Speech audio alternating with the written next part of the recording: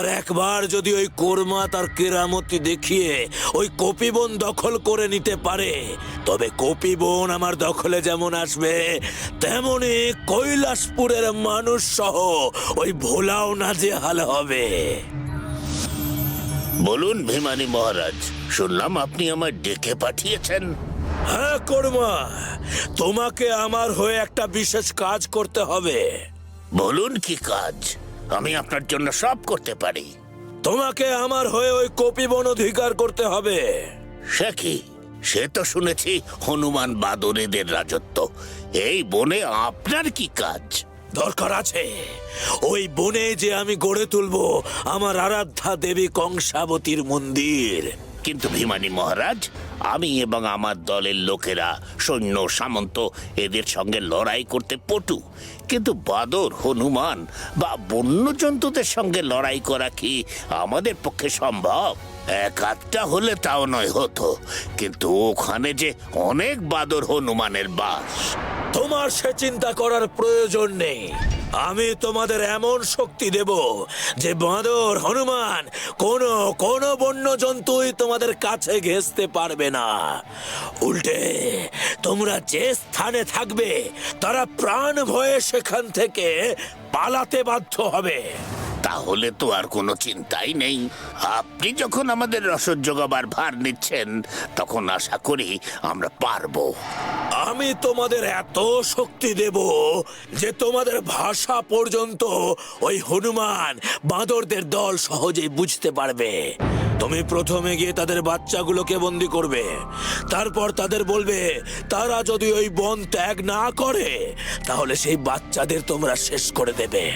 তাই হবে ভিমানী মহারাজ। আমি তাহলে এক্ষুনি আমার দলবল নিয়ে যাত্রা করছি। দাঁড়াও দাঁড়াও দাঁড়াও দাঁড়াও।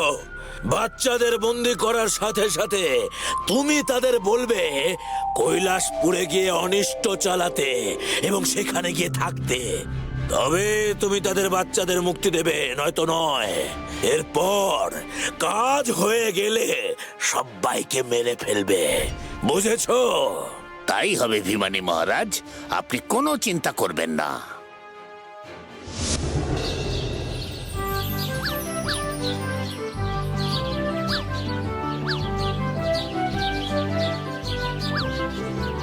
আজ পাঠশালা যাওয়ার আর চিন্তা নেই, তাই আজ খেলা বন্ধ করারও কোনো ব্যাপার নেই। সে কি রে নন্দী, তুই আজ না খেয়ে শুধু খেলবি? একবেলা শুধু খেলার জন্য তুই খাওয়া ছাড়তে পারবি? না রে না, আমাকে কি তুই অতই বোকা ভেবেছিস? এই দেখ, আজ যাতে আমার খেলায় খাওয়া কোনো বাধা সৃষ্টি করতে না পারে, তাই আমি আমাদের বাড়ির গাছ থেকে এক কাঁদি কলা আগে থেকেই সঙ্গে করে নিয়ে এসেছি। এবার তো খেলতে খেলতে খেতেও আর কোনো বাধাই থাকবে না। আমিও বাড়ি থেকে আজ অনেক ফল নিয়ে এসেছি ভোলা দাদা। আজ তাহলে আমরা এই মাঠে খাওয়া দাওয়া সেরে নেব, বেশ একটা বনভোজনও হয়ে যাবে। আচ্ছা বাবা, আচ্ছা, তোরা যখন সব পরিকল্পনা করেই ফেলেছিস তখন আর তোদেরকে আটকায় কে বল? আমি বরং তাহলে ভিয়েন কাকার থেকে কিছু মিষ্টি আর ছানাও নিয়ে আসবো।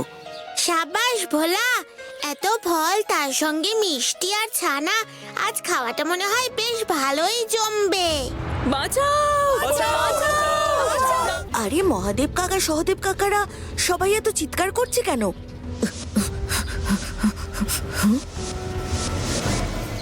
বাবা, কি হয়েছে তোমার? দৌড়াচ্ছ কেন?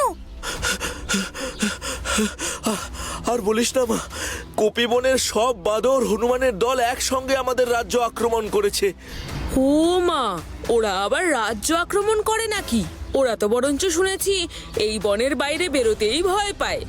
আমরাও তো তাই জানতাম বাবা নন্দী, কিন্তু এখন যা দেখছি তাতে তোরাও আর এখানে থাকিস না, চল আমাদের সাথে।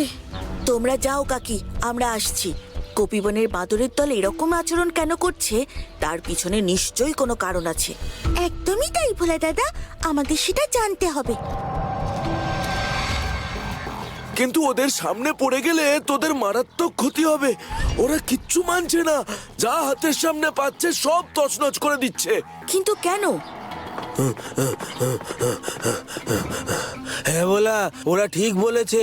কপি বনের সব বাদর ও হনুমানের দল এদিকেই ছুটে আসছে। মহেশ, চল তো আমাকে নিয়ে। নন্দী, বকুল, তোরা এখানেই দাঁড়া।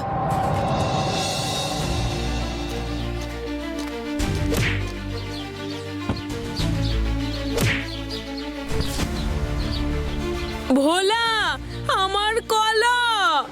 এরা কি সবাই পাগল হয়ে গেছে নাকি? এরকম কেন করছে? কিছুই তো বুঝতে পারছি না রে।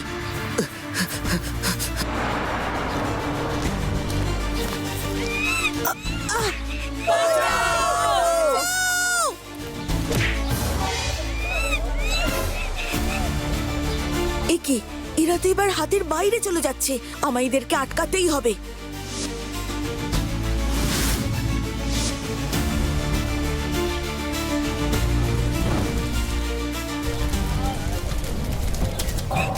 ভোলা, তোর ডুগডুগি বাজা। ওই শব্দে ভোলানাথের আশীর্বাদ আছে। ওই শব্দ কানে গেলে এরা সবাই শান্ত হয়ে যাবে।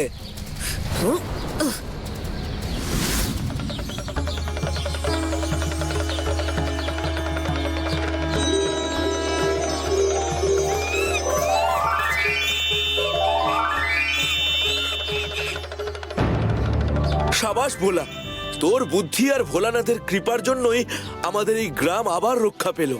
সে না হয় হলো মহাদেব কাকা, কিন্তু কপিবনে বাঁদর হনুমানরা তো আর আজ থেকে থাকছে না। বহু দিন ধরে তারা সেই বনেই রাজত্ব করছে।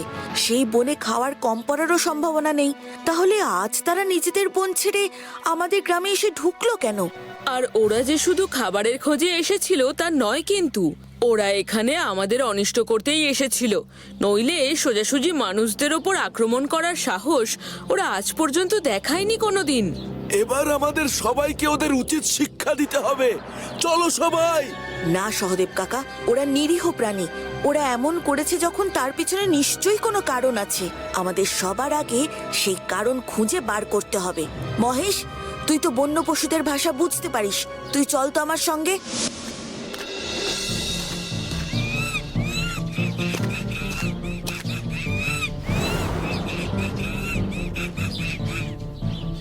আমাদের দেখে রেগে যাওয়ার কোনো কারণ নেই। আমরা এখানে তোমাদের ক্ষতি করতে আসিনি। শান্ত হও। আমাদেরকে ভয় পাওয়ার কোনো দরকার নেই তোমাদের। হ্যাঁ বন্ধুরা, দেখছো না, আমিও ওদের সঙ্গেই আছি। আমিও তো তোমাদের মতোই পশু, কিন্তু ওদের বন্ধু। তেমনি ওরা তোমাদেরও বন্ধু হতে চায়। ওরা এখানে এসেছে তোমরা এইভাবে হঠাৎ আজ কৈলাসপুরে আক্রমণ কেন করলে তা জানতে। বললাম তো, ওরা তোমাদের ক্ষতি করতে নয়, বরং উপকার করতেই এসেছে। তোমরা যে এই রাজ্যে শুধু খাবারের জন্য আসোনি তা আমরা বুঝেছি, কিন্তু খাবারের প্রয়োজন না হলে তোমরা খামোখা এই কৈলাসপুরের মানুষদের আক্রমণ কেন করলে তা তো বলবে।